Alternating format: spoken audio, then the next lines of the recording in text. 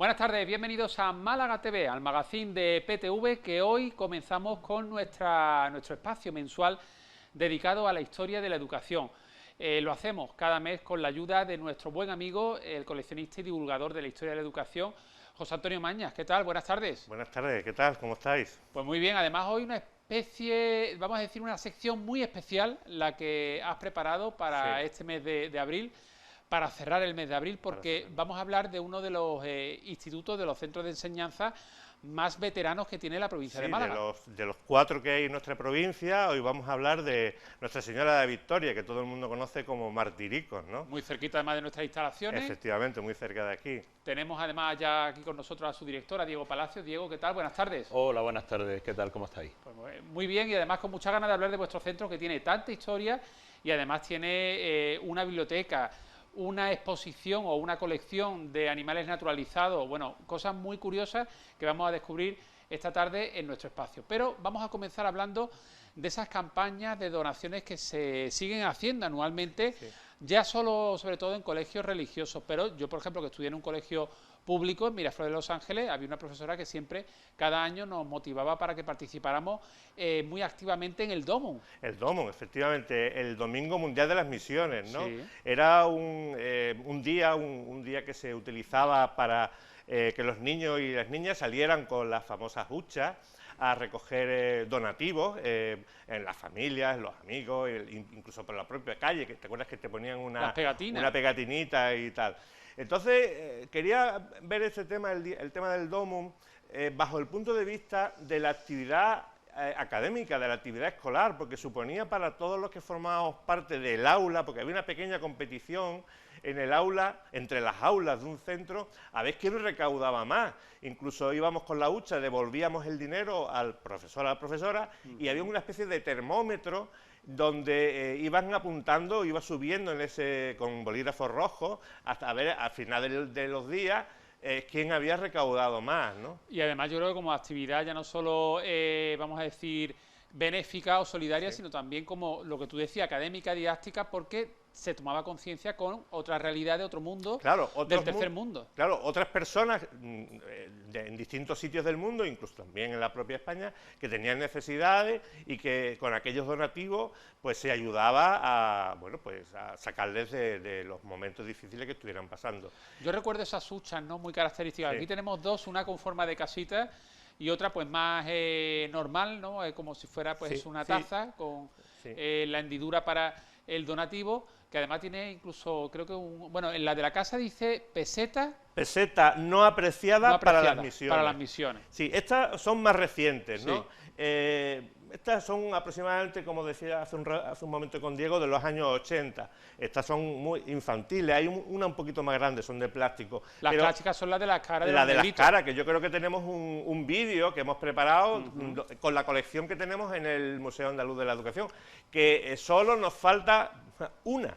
De todas las que se hicieron, se fabricaron en aquel momento, solo nos falta una. Pues vamos a ver el vídeo 1 que tenemos por ahí con imágenes de huchas del DOMUN y de todo lo que conllevaba esta campaña. Bueno, estas son fotografías de niños que estaban pues ya con sus respectivas huchas. Claro, fíjate que eran huchas de porcelana y en esa foto, que es una foto real, se ven a los niños con esas huchas que ahora después vamos a ver que están en el museo y van por la calle pidiendo la peseta, el duro, incluso los billetitos que te echaban por las ranuras, ¿no? Y yo recuerdo además no solo por la calle, también puerta a puerta, por la casa puerta, también. Sí, te atrevías a molestar a la gente. Y llamabas al porterillo, Eso. Lo primero que digamos, pedías era en casa. A la familia. A la familia, a tus tíos, a tus padres. Pero los alumnos que se involucraban más, pues se recorrían todo el barrio. Todo el barrio, sí, todo el barrio. Recordad que el tema del DOMUN nace en 1926, una encíclica que publica el Papa Pío XI, y a España llega en el año 1943 con una persona que fue Ángel Sagarminaga, que fue el que creó el Domingo Mundial de las Misiones aquí en España.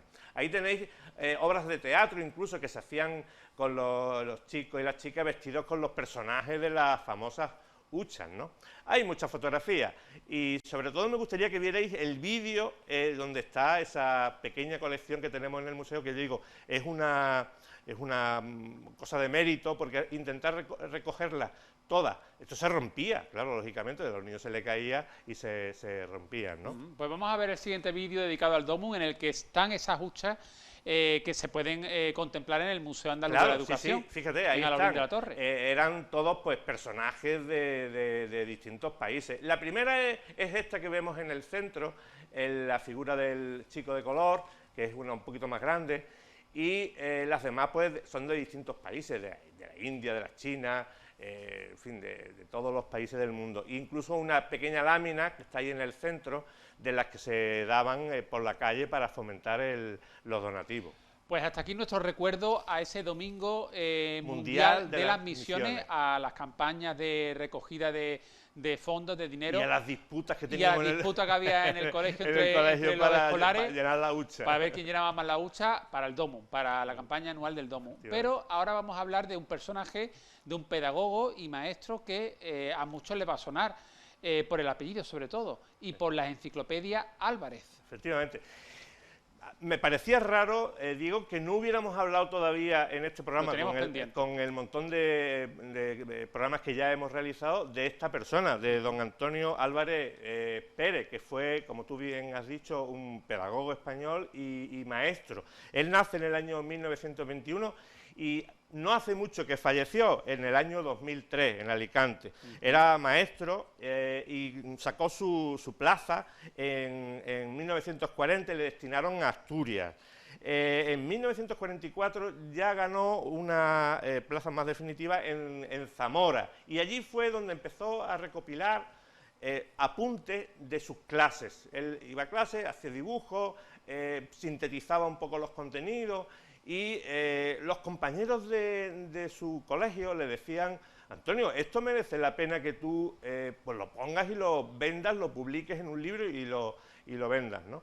Allí empezó a crear la primera de las ediciones de las enciclopedias Álvarez. Empezó por la de primer grado. En una editorial, al final eran libros de texto, ¿no? Eran libros de texto, claro, con todas las materias, ahora lo veremos. Con la editorial Elma. Después, más tarde, se trasladó en el año 56 a Valladolid y allí empezó ya a editarlas con la editorial Miñón. Estas que estamos viendo en pantalla son de la primera edición de la editorial Elma, la de Zamora, y más tarde ya vinieron las de Miñón. Junto con las enciclopedias de primer, segundo y tercer grado, recuerda que se hacía por año, es decir, que la de primer grado era de 6 a 7 años, segundo grado era de 7 a 12 y tercer grado de 12 a 15 años. Y contenía todas las materias, es decir, tenía matemáticas, tenía ciencias naturales, tenía lengua, tenía historia sagrada, formación política, lo tenía todo. Decía él que era una enciclopedia intuitiva, sintética y práctica. Entre principios de los 50 y finales de los años 60 se llegaron a editar más de 30 millones de ejemplares de sus libros. Efectivamente, y ocupó el 80% del mercado nacional de venta de libros de texto. Era un libro de texto prácticamente que lo tenía todo, es decir, en ese libro estaban todas las materias, eso, con un cuaderno, un lapicero y tal, pues con eso iba al colegio. Y el profesorado se auxilió con esto que estamos viendo ahora mismo en la pantalla, que son los libros del maestro, lo que llamaban sugerencia y ejercicio. Y había uno para cada grado, para primer grado y tal. Antes también sacaron las cartillas, sí. Las cartillas. Oye, José Antonio, llega un momento en que está el éxito y también el compromiso laboral que él llega a adquirir con estas enciclopedias y con estos ejemplares, que incluso pide excedencia y se aparta de la docencia activa, ¿no? Efectivamente, en el año 58 era tal el volumen de negocio que estaba generando, y además él quería estar pendiente de las actualizaciones, de los posibles cambios que hubiera en distintas ediciones que se iban sacando, que pide la excedencia del Ministerio y se dedica en exclusiva a la publicación de su enciclopedia. Hasta el año 1970, ya hemos dicho varias veces, se publica la Ley General de Educación, la Ley Villar-Palasí, empieza la EGB y entonces con el nuevo formato de la educación en España ya aparece un libro de texto para cada una de las materias, que hemos traído aquí muchísimos, ¿no? Entonces ya pierde el sentido el tener una enciclopedia con todos los saberes, todos los conocimientos. Claro, porque él lo que hacía era libro por curso, recopilando, prácticamente cada 2 años. Cada Fíjate 2 que años, ¿no? la de primer grado era para niños de 6, 7 años, Claro. es decir, que prácticamente era 2 años. La de segundo de 7 a 12, o sea que incluso tenía más de un curso, y después la de 12 a 15, pues imagínate. Además, crecían en volumen, si las vemos, que las tenemos también por aquí, son más finitas, el parvulito, que eran las primeras, después de las cartillas teníamos el parvulito, después teníamos el primer grado, segundo grado y tercer grado. abarcaba todos los ciclos al final de Todo, todos los todo, cursos. sí, Claro. sí, era un compendio. Bueno, el concepto de enciclopedia, Sí. de la Escolar. ilustración, Claro. de Diderot y Voltaire, Sí. es decir, un libro que contenía todos los saberes, Todos los conocimientos. todos los conocimientos del ser humano. Oye, vamos ya de lleno a hablar del Instituto Nuestra Señora de la Victoria, más conocido como Instituto Martirico, Martirico. de los 5 institutos con más historia y más veteranos que tenemos en la provincia de Málaga, teniendo en cuenta que tenemos uno en Antequera importante, El de Archidona. el de Archidona. Y después aquí en Málaga, dos, que Dos. son Gaona y el Gaona. Martirico, aunque podíamos poner ahí también como el Colegio Bergamín. Como el primer colegio que tuvo Málaga. Exactamente, el Bergamín, que otro día vendrán aquí los compañeros y compañeras del centro a hablar un poco de su historia. El centro como tal, el edificio que conocemos en Martirico, muy cerquita, bueno, frente a la Escuela de Bomberos, la Escuela de Idiomas, el Instituto Martirico o Instituto Nuestra Señora de la Victoria se inaugura a principios de los 60, ¿no? Efectivamente, lo que es el edificio en sí, porque llevábamos ya unos cuantos años, estábamos en calle Gaona junto con el Vicente Espinel, porque tuvimos lo de ahí juntos muchos años, se inaugura en 1961. Porque al principio nace el instituto junto al Gaona en el mismo edificio. En el mismo edificio, niños y niñas separados por un muro, Sí. los niños en la parte más grande, porque había más niños estudiando, y las niñas en la parte un poquito más pequeña, que entraban por detrás, pero el mismo edificio. De hecho tenían patios incluso separados, ¿no? Sí, el patio patios de arco, separados. el patio de arco creo que era para los niños, ¿no? Efectivamente. Y el otro patio, la otra es entrada donde para está los el niños. jardín, donde está el aguacate, Sí. para las niñas. E incluso tenían los recreos separados, porque eso de niños y niñas que se juntaran en los recreos y se viera aunque sea de lejos estaba mal visto. ¿En qué año se divide realmente físicamente ese instituto y se establece que los niños se vayan aquí a la zona de Martirico y las niñas se queden allí en el Vicente Espinel? Físicamente se hace en el año 61. Ajá. 1961 ya no entran, hay muchísima más demanda a la hora de lo que es la educación secundaria y ya no entran allí. Creemos que los niños, porque aquí el Martirico estaba a las afueras de Málaga, y por un poco protección a las niñas que se quedaran en el centro, pues bueno, pues a los niños son los que se va a las afueras. Un edificio completamente nuevo, un edificio pues muy diferente, construido por Miguel Fisás, que era en aquella época uno de los arquitectos del régimen, y que bueno, en el futuro, hace poco, en 1994 y 2002, les fue concedida grandes galardones, entre ellos por el Premio Nacional de Arquitectura. Yo tengo aquí grandes nombres que han pasado de alguna manera u otra, más directa o indirectamente, por vuestras instalaciones, por el Instituto Martirico o Nuestra Señora de la Victoria. Por ejemplo, Vicente Alexandre, el Nobel de Literatura del año 77, Manuel Alto Laguirre, Ortega y Gasset, Blas Infante, Pablo Picasso, el bibliotecario, tuviste Claro. como bibliotecario a Salvador Rueda. Salvador Rueda, efectivamente. Lógicamente, ellos no pisaron el edificio en el que estamos ahora. Ellos estuvieron en el edificio Calle Gaona cuando ni siquiera era ni Vicente Espinel ni Nuestra Señora de la Victoria, se llamaba Instituto Provincial y Técnico. Los años a principios del siglo XX. Pero sí que se examinaron allí. Se examinaron en el edificio Calle Gaona y allí está, bueno, allí no están los expedientes quedaron en ese edificio y como quedaron en la parte de los niños, cuando se trasladó todo al edificio de Martirico, se trasladó también en los expedientes, igual que se trasladó el Museo de Ciencias Naturales, ese es el archivo histórico, estamos viendo ahora mismo parte del archivo histórico, allí tenemos todo, desde que se inaugura el Instituto Provincial en 1846 hasta, hasta 1939, todo eso queda en la parte de los niños, y luego se traslada al Instituto de Martirico. O sea que en Martirico está, por ejemplo, hay parte del expediente académico de Picasso, de Ortega y Gasset. Ortega y Gasset, Severo Ochoa, Blas Infante, José María Hinojosa, Moreno Villa. bueno, un lujo, ¿no?, para vosotros tener esa documentación, ¿no?, ese fondo bibliotecario. Efectivamente, ese es un fondo archivístico de primer orden, porque posiblemente sean además los primeros manuscritos que tengamos de todas esas personalidades, porque antes no hay absolutamente nada. José Antonio, estamos viendo que el recinto aparte también cuenta con un salón de actos que es muy digno, tiene unas instalaciones... Sí, bueno, todo el edificio es una maravilla. Yo iba también, se lo decía Diego hace unos días, yo fui también a examinarme allí, también, porque estaba estudiando en otro centro y al final compartíamos en el patio central, compartíamos pues unos momentos muy entrañables, ¿no? Pero sobre todo lo que queríamos hablarte hoy es del gabinete de ciencias naturales, del gabinete de animales naturalizados, porque es una verdadera joya, es un patrimonio increíble. ¿Y esa colección cómo nace? Esa colección nace porque la ley Pidal dice que los centros educativos deben tener una serie de requisitos, y entre ellos dice pues, que hay que tener animales naturalizados para el estudio. Es cierto que es que antiguamente los libros eran especialmente caros, no podían comprar los niños, solamente se podían tener una biblioteca, y la manera de estudiar las ciencias naturales muchas veces era coger el animal. De hecho había un taxidermista en plantilla que se dedicaba a cazar y a disecar los animales, o comprarlos normalmente a casas francesas, que la ciencia en aquella época hablaba francés. Y bueno, pues tenemos un ornitorrinco que lógicamente no fue cazado por las inmediaciones del instituto, tenemos tucanes, tenemos simios, tenemos una iguana, como aparece ahora mismo en pantalla. Claro, pues todos esos animales se compraban para que se estudiaran por los alumnos. Era mucho más barato. ¿Qué pasa? Pues que todo eso se va manteniendo, queda en la parte de los niños cuando están los dos institutos juntos, y cuando se hace el traslado, se traslada a Martirico. Y además da la casualidad que, como el traslado hay que hacerlo de bulle corriendo, porque vino el general Franco a inaugurar el instituto, pues bueno, pues quedó en un primer momento todo en el edificio original de calle Gaona.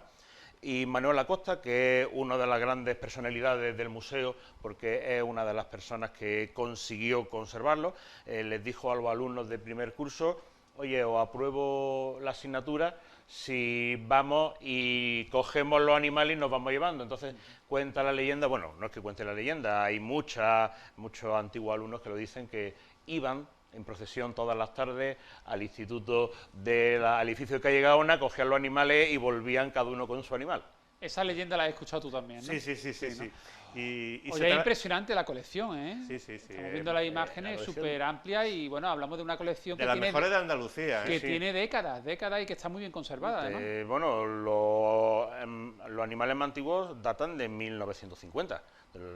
1850, perdón, 1850, o sea, de hace 175 años. Claro, sí. Y la conservación, lo que estaba diciendo Diego, se han conservado perfectamente. Es decir, cuando tú entras allí y te acercas, sobre todo la colección ornitológica, que es de las mejores que hay ahora mismo en España. Hemos visto pelícanos, hemos visto distintas y pequeños pájaros, ¿no? Esa colección esa colección ornitológica es fascinante. Es cierto que todo esto se conserva gracias ahora mismo a Manolo Garrido, que es un ornitólogo y que está, bueno, ya el hombre está allí el día entero muchos días. Eso te iba a decir, por un lado, esto tiene un trabajo de conservación, tiene un trabajo muy grande de conservación, que hay que limpiar esos animales. Si no fuera por Manolo Garrido no se podría hacer, porque primero nosotros, ninguno de los profesores que estamos allí ahora mismo, estamos especializados en eso. Tendríamos que especializarnos, tendríamos que saber qué hacer y cómo hacer. Ahí estamos viendo la colección ornitológica. Que es impresionante. El tiburón. Son cerca de 500 vertebrados los que tenemos. Y no solo los animales, también hay, por ejemplo, los cuadros de Cultura Basanta Haas. Son unos cuadros con maquetas de distintos animales diseccionados para el estudio, ¿no? Que son verdaderas joyas, un patrimonio muy interesante, ¿no? La persona que quiera visitar esta colección, ¿de alguna manera puede ponerse en contacto con el instituto? Normalmente, ¿No está abierta al público? Sí, está abierta al público. Bueno, no está abierta al público porque somos un instituto, pero normalmente la gente, cuando viene y nos solicita, buscamos la manera de enseñarlo, porque no podemos tener eso cerrado solamente para nosotros. Sí es cierto que los colegios y los institutos que nos conocen, pues hay muchas veces que nos piden y vienen por la mañana y se lo enseñamos. Junto con le enseñamos la biblioteca, le enseñamos también lo que son las instalaciones. y el museo. Pero las personas particulares, pues intentamos que si es posible enseñarlo siempre. Entiendo que como docente y en este caso director además de este centro, pues es un orgullo, ¿no?, el poder desarrollar tu profesión en un centro, un instituto con tanta historia, ¿no? La verdad es que sí, porque no todos los centros pueden decir que tienen 175 años a su espalda, no todos los centros pueden tener esa biblioteca que tenemos con libros desde el siglo XVII en adelante, no todos los centros pueden estar en un instituto que está en los libros de historia. La enciclopedia de la historia del arte de Andalucía aparece el Instituto Nuestra Señora de la Victoria hecho por Fisá, en el Docomomo Ibérico aparece el Instituto de Nuestra Señora de la Victoria. Somos, yo muchas veces lo digo, el patrimonio somos nosotros, muchas veces no nos tenemos que ir a buscar el patrimonio fuera de nuestras fronteras de instituto. Pues Diego Palacio, muchas gracias por venir a nuestro programa. Gracias a vosotros. Y la verdad que tenéis unas instalaciones estupendas y esas colecciones que son una auténtica joya, tanto la biblioteca, el archivo, como esta colección de animales naturalizados. Yo solamente, para despedirme, decir una pequeña cosilla, y es que estamos intentando dar a conocer, no solamente nosotros, porque hay un instituto histórico en cada provincia y estamos en una asociación que llevamos ya 20 años trabajando, y una de las cosas que hacemos es una jornada, y mañana inauguramos las 15 jornadas de institutos históricos, donde vamos a estar de 3 países diferentes, más de 30 centros, pues hablando sobre lo que estamos haciendo con nuestro instituto y cómo estamos dando a conocer. ¿Y dónde se celebra esa jornada? En el mismo instituto, ¿En el mismo instituto? En el salón de actos del instituto. Ah, mira, qué interesante. Mañana por la mañana. Mañana por la tarde se inauguran y cerramos todo el fin de semana. Todo el fin de semana. Y la siguiente, el año que viene, en Huesca, si Dios quiere. Bueno. Nos iremos por allí. También se celebró en Cabra hace 2 años. No, 2 años no. Cabra fueron las cuartas, hace 11 años o 12. Porque la pandemia, no, Cabra fueron las cuartas. Después se celebró, antes de la pandemia hubo otra por allí. Sí. Pero quiero decirte que hay que poner en valor todo este patrimonio. Y para eso está este programa tuyo y nuestra participación en el museo, para que todo el mundo que quiera... Hablando del museo, enhorabuena por el premio que hace poquito han concedido, que es el premio Manuel Bartolomé Cosío 2021, el premio que, aunque era del 2021, pero se ha entregado ahora, y bueno, tenemos incluso una pieza que nos ha facilitado la Televisión Municipal de Alaurín de la Torre, Torrevisión, en la que aparece el alcalde del municipio hablando, luego también Carmen Sánchez Dián, la profesora de Historia de la Educación, que forma parte del Consejo Asesor del Museo, que ya sabes que son 4 personas, y aparece también Luis Naya Garmendia, que es el presidente de la Sociedad Española de Patrimonio Histórico Educativo, que forma parte también, junto con los de Institutos Históricos, de este proyecto de conservación de este patrimonio. Es el premio al mejor museo de la educación en el año 2021 de toda España, por sus actividades tanto presenciales, tú has estado incluso en algunas de ellas, en varias, y además todas las actividades telemáticas que hemos estado haciendo, sobre todo durante la pandemia, que desafortunadamente no podían venir todas las personas que quisieran. Recordar que el Museo Andaluz de la Educación es de entrada completamente gratuita y que estáis muy cerquita, en Alaurín de la Torre, en el centro de Alaurín de la Torre. Efectivamente, abrimos quitando los lunes, que estamos cerrados, del resto de la semana, mañana y tarde, y los sábados y los domingos también por la mañana, para dar la bienvenida a todas las personas que quieran visitarnos. Pues enhorabuena por ese premio, José Antonio Maña, nos vemos ya en mayo. Correcto. Muchas gracias, y Diego Palacio, hasta muy prontito. Muchas gracias. Hasta cuando vosotros queráis, que estaremos encantados de volver a venir. Muy bien, pues vamos a ir con esa pieza en la que conocemos los detalles de este premio que han concedido al Museo Andaluz de la Educación. Bueno, soy Luis María Naya, soy el presidente de la Sociedad Española para el Estudio del Patrimonio Histórico Educativo. Hoy tenemos el gran placer de venir a agradecer el trabajo que está haciendo el Ayuntamiento de Alaurín de la Torre con este maravilloso museo que tienen montado aquí, y la Sociedad Española para el Estudio del Patrimonio Histórico Educativo convoca todos los años un premio, y este año el premio se lo hemos adjudicado, se lo hemos concedido al Ayuntamiento de Alaurín por este proyecto tan interesante. Sin duda, esta es una de las aportaciones más importantes que hay en el ámbito del patrimonio histórico educativo.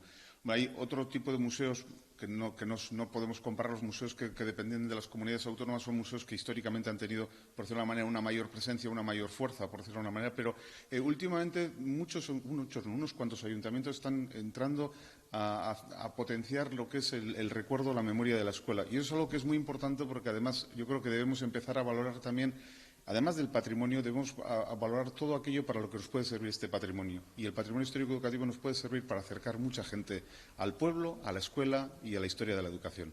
Estamos encantados con Luis María. Tuvimos la ocasión aquí de hacer como un mini congreso a nivel nacional en Alhaurín de la Torre. Le recibimos con los brazos abiertos. Fue una jornada muy enriquecedora de compartir experiencias de toda España.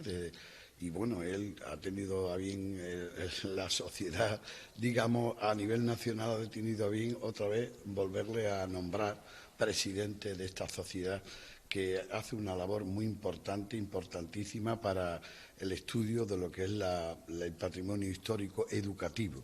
Yo, cuando visité Santiago de Compostela, tuve la ocasión de ver allí el museo y allí me quedé prendado. Digo, pues en Alhaurín quiero hacerlo y hacerlo a nivel de Andalucía. Hemos tenido la suerte de contar con grandes profesores y también con José Antonio Mañas, que tiene un gran patrimonio. Yo creo que al final, como ya hemos anunciado, vamos a hacer una inversión de 2 millones de euros en lo que es el edificio más antiguo del pueblo, en la Plaza del Conde, donde vamos a hacer ahí ya, vamos a dar un salto de calidad en cuanto al espacio que vamos a ganar para poder atender adecuadamente lo que queremos hacer. Se han hecho muchísimas cosas, no por tener un edificio más pequeño o más grande se hace menos. Es verdad que hay mucho material que está en almacén, que no puede estar aquí, no es expositivo, porque es imposible. Necesitaríamos como 10 veces el espacio que tenemos aquí. Pero eso lo vamos a ampliar en la Plaza del Conde con una obra de 2 millones de euros y ahora mismo estamos ya con las autorizaciones porque el edificio es propiedad de la Junta de Andalucía, de la Consejería de Hacienda y estamos esperando a que nos permita hacer la inversión para que podamos darle el uso que queremos darle como museo, digamos, andaluz de la educación. Sería el primero, el más grande, y está funcionando muy bien, está teniendo una grandísima acogida y hasta los domingos tenemos que estar recibiendo a niños, profesores. Esto es un trabajo muy bonito, porque cuando yo lo vi allí en Santiago, me acuerdo, el aula de la época de la República, el escudo allí, bueno, veía una calidad del material, del mobiliario bastante buena. Después de la posguerra, el aula de la época de Franco, un desastre, aquello era muy pobre, la verdad. Pero me quedé impresionado, digo yo, esto es curioso, porque la verdad es que de la educación va a depender todo nuestro futuro. El futuro de nuestro país depende mucho de la educación. También de ahí la importancia que tiene que la legislación no sea tan variable, que no varíe tanto, porque realmente esto nos va a volver locos a todo el mundo, a los profesores, a los padres. Y hay una cosa que sí es verdad, que no se debe de, digamos, de seguir estimulando el no esfuerzo. Es todo lo contrario. Hay que hacer el máximo de esfuerzo y poner el máximo de medios públicos para dar una mejor educación y que sea vanguardista. Entonces, la experiencia que ellos adquieren, digamos, intercambiando experiencias de todo el país, es muy enriquecedor, porque al final vamos a conocer la verdadera historia de la educación en nuestro país a nivel nacional. Bueno, pues para nosotros es un reconocimiento al trabajo de muchos años y es un empuje para poder seguir trabajando y para poder seguir intentando cumplir con las funciones que el museo se ha marcado, que son funciones tanto relacionadas con la... Hombre, es evidente, pues con la difusión de cómo ha sido la historia de la educación en España, pero también yo creo que el MAE, el Museo Andaluz de la Educación, tiene una función importante como una institución, no sé, podríamos decir, de educación no formal, porque es de algún modo es el motor, es un impulso para todo tipo de actividades culturales en sentido general, actividades educativas en Alhaurín y en toda la zona. Entonces, pues es un orgullo, es una satisfacción muy grande y es bueno, pues como si dijéramos una palmadita, ¿no?, para poder seguir adelante.